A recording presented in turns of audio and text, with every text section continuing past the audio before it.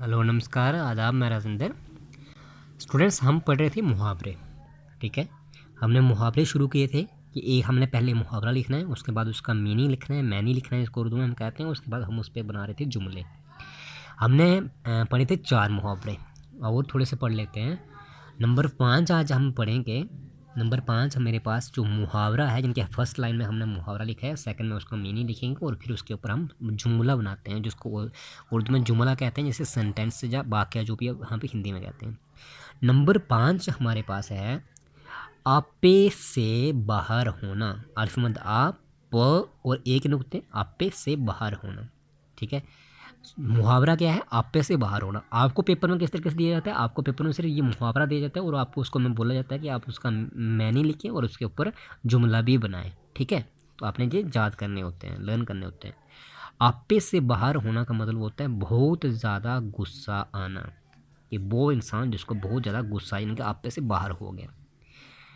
अब इसके ऊपर सेंटेंस के लिखा, बेटे को चोरी करते देखकर बाप आपे से बाहर हो गया। कि जब बेटे को चोरी करते देख लिया बाप ने, तो वो आपे से बाहर हो गया, यानी कि बहुत ज़्यादा गुस्से में हो गया, उसको गुस्सा आ गया। नंबर 6 आ जाता है हमारा आरजू हाक में मिल जाना। आरजू हाक में मिल जाना, जिसका मतलब क्या है, मीनिंग क्या है? नाकाम होना या मायूस होना। ठीक है, दो में से आप कोई भी लर्न कर सकते हैं। आरजू हाक में मिल जाना, आरजू होता है ख्वाहिश, मतलब जो नाकाम होना या मायूस होना, इसका मीनिंग है। जैसे कि इसके ऊपर सेंटेंस जुमला लिखा है कि आला तालीम हासिल करने के बाद भी मुझे मुलाजमत ना मिल सकी और मेरी आरजू हाथ में मिल गई। आरजू होता है ख्वाहिश, खाओ के मिट्टी। तो इसका मतलब हो गया आला तालीम। आला मतलब काफ़ी ज़्यादा तालीम, पढ़ाई, यानी कि हासिल करने के बाद भी जो है मुझे मुलाजमत ना मिल सकी, यानी कि मुझे काफ़ी ज़्यादा तालीम पढ़ाई करने के बावजूद भी मुझे जो है नौकरी नहीं मिल सकी है, और मेरी जो है आरजू जो है वो हाथ में मिल गई है, जिनकी मेरी सारी ख्वाहिशें जो है मैं मिट्टी में मिल गई हैं। जो मैं चाहता था वो नहीं हो सका है। ठीक है, नेक्स्ट क्या है? नंबर 7 आस्तीन का सांप होना। आस्तीन का सांप होना, छुपा हुआ दुश्मन होना। ठीक है, इसका मतलब क्या है? इसका मतलब है आस्तीन का सांप होना, कि छुपा हुआ दुश्मन होना, ये कि वो इंसान जो हमारा दुश्मन हो और हम के छुपा हो। ठीक है, इसका सेंटेंस क्या है? इसका जुमला हमने क्या लिखा कि किसी पर भरोसा नहीं करना चाहिए, कभी अपना करीबी दोस्त भी आस्तीन का सांप बनता है।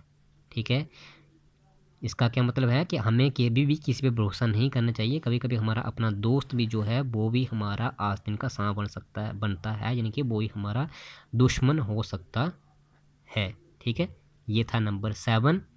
और उसके बाद नंबर 8, नंबर यानी कि 8 हमारे पास क्या है?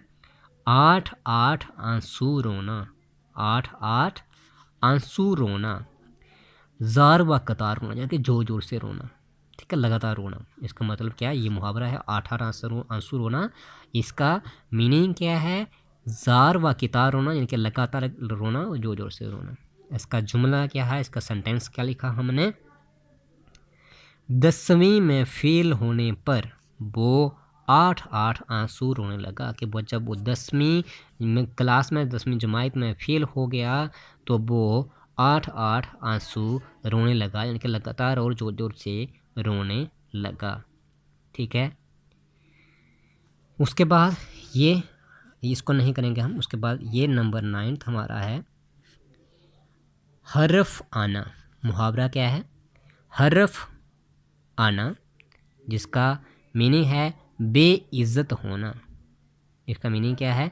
बेइज्जत होना, यानी कि बेटे की बदकारी पर बाप की इज्जत पर हरफ आ गया।